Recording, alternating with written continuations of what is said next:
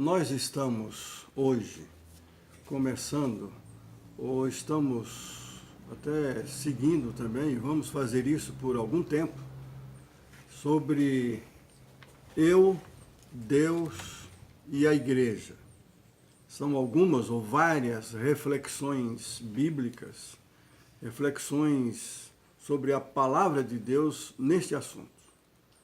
Que cada um se posicione diante de Deus e diante da Igreja. O tema é eu, Deus e a Igreja. Pastor Eudaldo, o que não é, na verdade, a Igreja, mas muita gente pensa que é? Nós, no nosso estudo, nós estamos usando vários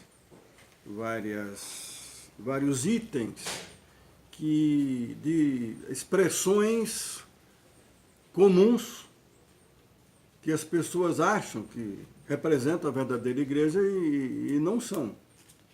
Por exemplo, a verdadeira igreja não é um clube de santinhos. A verdadeira igreja não é um grêmio de moralistas. A verdadeira igreja não é uma academia de cultura religiosa. A verdadeira igreja não é apenas uma denominação. A verdadeira igreja não é uma sociedade conventual. Não é um convento dos irmãos enclausurados. A verdadeira igreja não é um salão de culto, um templo. Não é. A verdadeira igreja não é uma instituição de caridade. A verdadeira igreja não é um partido político. Deu para entender? Sim. Pastor, o senhor poderia nos mostrar, com base bíblica, todas essas afirmações para que a gente possa conferir na palavra de Deus? Amém. É o tipo de coisa que eu gosto. Eu acho que vocês, nem ninguém que esteja me ouvindo, em qualquer lugar, qualquer parte aqui do Brasil ou do mundo, tem obrigação de aceitar estas minhas afirmações, ou qualquer outras, porque eu disse, ou porque alguém falou, mas todos nós devemos fazer a semelhança dos bereanos, que ouvindo, especialmente novidades, eles queriam checar, eles queriam confirmar na palavra. Eu acho que esse é um dever, deve ser uma exigência de todos nós. A gente aceita como palavra de Deus o que for palavra de Deus. Certo? Então, se eu vou usar alguma palavra humana, então que fique claro, o apóstolo Paulo gostava de falar assim, aqui falo eu, e não o Senhor, quando ele estava dizendo alguma coisa que não era exatamente vindo da boca de Deus. Mas muitas vezes ele dizia, aqui fala o Senhor, e não eu. Então, quando é o Senhor quem fala, nós temos o dever, a obrigação de aceitar. Porque a palavra de Deus é a palavra totalmente correta, totalmente certa, totalmente justa, é a verdade verdadeira, certo? Então nós falamos que a igreja não é um clube de santinhos, de pessoas que se acham melhores do que as outras, que já são perfeitas, são santas. Sobre isto, ou sobre esta afirmação, este pensamento, eu queria citar as palavras de Jesus, conforme o evangelista Lucas, no capítulo 5, os versículos 31 e 32, que Jesus disse, os sãos não precisam de médico, e sim os doentes. Não vim chamar justos, e sim pecadores ao arrependimento.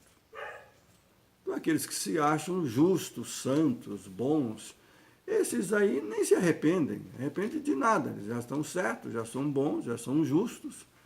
Então, eles acham que não precisam. Então, estamos dizendo, com base nesse texto, nessas palavras de Jesus, que a igreja não é um clube de santinhos. Também afirmamos, a igreja não é um grêmio de moralistas que dirigem por pensamentos que são frases, são pensamentos filosóficos dentro de uma filosofia aceita pelo grupo, por um grupo, como se igreja fosse simplesmente também uma filosofia humana. E neste assunto, eu acho que um bom texto é da autoria do apóstolo Paulo, é o texto de Paulo aos Colossenses, no capítulo 2, versículo 8. Alguém poderia ler para nós. Cuidado que ninguém vos venha a enredar com sua filosofia e vãs sutilezas, conforme a tradição dos homens, conforme os rudimentos do mundo e não segundo Cristo. Exato. E aí, seguindo o que disse Paulo, nós vamos encontrar no Evangelho segundo Marcos, no capítulo 7, versículos de 7 a 9, depois do versículo 13, em Marcos 7, que a igreja não é uma academia de cultura religiosa. A igreja não é simplesmente uma religião. Não é religiões comparadas, e entre elas tem uma que a gente podia chamar de cristianismo. Não é apenas isto. Por quê? Olha o que Jesus diz. Então vamos ao texto, depois eu posso completar essa afirmação já com base no texto lido. Então alguém poderia ler Marcos 7, versículos 7 a 9, depois o versículo 13. E em vão me adoram, ensinando doutrinas que são preceitos de homens, negligenciando o mandamento de Deus, guardais a tradição dos homens. E disse-lhes ainda, jeitosamente rejeitais o preceito de Deus, para guardardes a vossa própria tradição. Olha o que Jesus está dizendo. Por causa de uma observação, de uma crítica dos fariseus, que estavam criticando os seus discípulos, e era a ele também a crítica, e ele percebeu, ele descobriu e foi lá e chamou aqueles fariseus de hipócritas. Porque o que eles faziam e exigiam como se fossem mandamentos, nem falava que eram mandamentos deles, falava que era mandamento de Deus. Por exemplo, o costume, que não tem nada contra, mas não é mandamento de Deus. E é fundamental lavar as mãos antes das refeições. Jesus não fazia essa exigência como se fosse algo fundamental. Eles fizeram duras críticas a isto. Então Jesus os chama de hipócritas que limpavam o exterior e deixavam o coração sujo de pensamentos, de intenções. Então Jesus está dizendo que o que eles faziam era ensinar como se fosse uma academia de cultura religiosa, como se fosse uma faculdade, uma universidade, uma instituição para ensinar doutrinas de homens, preceitos de homens, mesmo que fosse dos anciãos, a tradição dos homens. Então, a igreja não é isto. A gente tem que ensinar os ensinamentos de Deus, a doutrina chamada a doutrina dos apóstolos, que pregavam as palavras de Jesus. É doutrina de Deus, é mandamento de Deus, são ensinamentos de Deus e não de homens. Então a igreja não é uma academia de cultura religiosa. E também a igreja não é uma denominação. E o texto aqui que vai nos ajudar nisto é Colossenses, no capítulo 2, os versículos 20 a 23. A epístola de Paulo aos Colossenses, no capítulo 2, os versículos 20 a 23. Então eu gostaria que alguém lesse para nós e que todos escutássemos com atenção. Vamos conferir se de fato a palavra de Deus, através do apóstolo Paulo, está dizendo isso que eu estou afirmando, que a igreja não é uma denominação apenas. Se morrestes com Cristo para os rudimentos do mundo, porque como se vivesseis no mundo, vos sujeitais a ordenanças. Não manuseis isto, não proves aquilo, não toques aquilo outro, segundo os preceitos e doutrinas dos homens, pois que todas estas coisas, com o uso, se destroem. Tais coisas, com efeito, têm aparência de sabedoria, como culto de si mesmo, e de falsa humildade, e de rigor ascético. Todavia, não tem valor algum contra a sensualidade. Então, esse rigor nos usos e costumes. Por isso que a igreja virou para muitos uma cultura religiosa. Aquele grupo, aquele local, aquele estado, aquele país tem esses costumes, considerados como costumes exigidos por Deus. E muitos deles não são. Para eu ser de Deus, não é cortar ou deixar de cortar o cabelo. Aliás, eu nem precisava, né? Você já não me atinge tanto.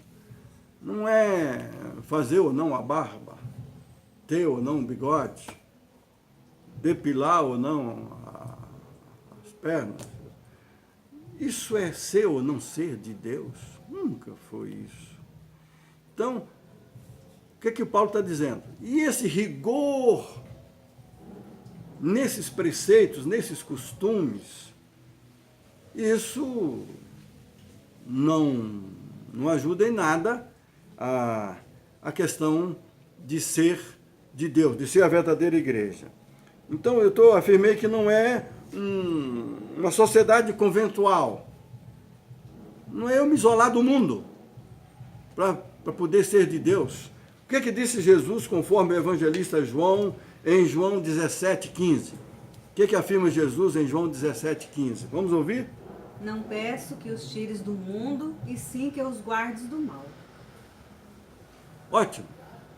Então, na oração chamada oração sacerdotal de Jesus, segundo o evangelista João, no capítulo 17, entre outras coisas, ele está afirmando que ele não estava pedindo ao Pai, a Deus Pai, que nos tirasse do mundo, e sim que nos livrasse do mal. Neste mundo, nós somos enviados para estarmos aqui no mundo, lutando e vencendo com Jesus. Não é um salão de culto, não é um templo. Igreja não é sinônimo de templo, um lugar fixo. Eu vou para encontrar com Deus, eu tenho que ir àquele lugar. Sobre isso, Jesus afirmou a samaritana, lá em João capítulo 4, versículos 22 e 24. Alguém pode ler esse texto? João 4, 22 e 24. Vós adorais o que não conheceis. Nós adoramos o que conhecemos, porque a salvação vem dos judeus. Mas a hora vem, e é agora, em que os verdadeiros adoradores adorarão o Pai em espírito e em verdade, porque o Pai procura a tais para adorá-lo. Deus é um espírito, e os que o adoram devem adorá-lo em espírito e em verdade. Esta era a dúvida da samaritana, porque ela tinha aprendido que o lugar certo de se adorar era lá no Monte Gerizim. E ela sabia que muitos judeus afirmavam que não, era em Jerusalém. Então Jesus responde, não é nem aqui, nesse Monte Gerizim, nem em Jerusalém. Não tem que ter um lugar fixo, geográfico. Eu vou orar, eu vou adorar, eu vou aprender sobre Deus, eu tenho que ser naquele lugar, naquele templo, naquela mesquita, naquele salão. Jesus disse, os verdadeiros adoradores adoram ao Pai, adoram a Deus em espírito e em verdade, porque Deus é espírito. E ele ele gosta da adoração desses que adoram em espírito e em verdade. Então, a igreja não é um lugar fixo de culto, não é um templo, nem um salão. Não é uma instituição de caridade. quem é de Deus, a comunidade cristã realmente procura assistir uns aos outros. Mas isso não há uma frase que talvez a gente possa dizer com base numa palavra de Paulo aos Efésios, quando ele fala sobre a salvação. Pela graça sois salvos por meio da fé. Isto não vem de Deus, não vem de vós, não vem, é dom de Deus. Não vem de obras para que ninguém se glorie. Lá em Efésios capítulo 2, começando do versículo 8.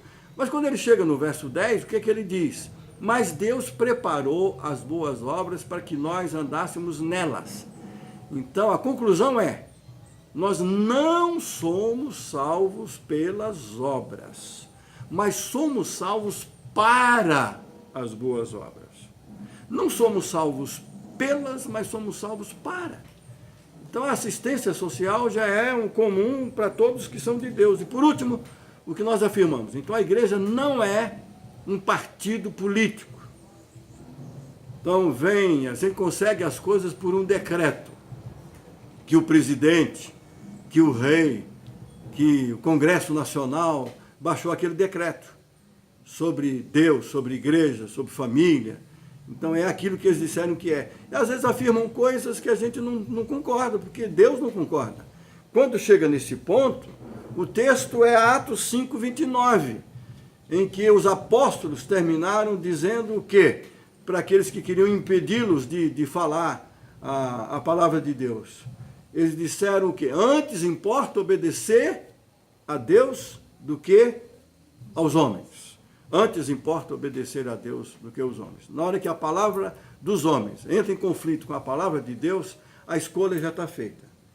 Eu obedeço a Deus, mesmo que eu tenha que desobedecer aos homens. Amém? Amém. Amém.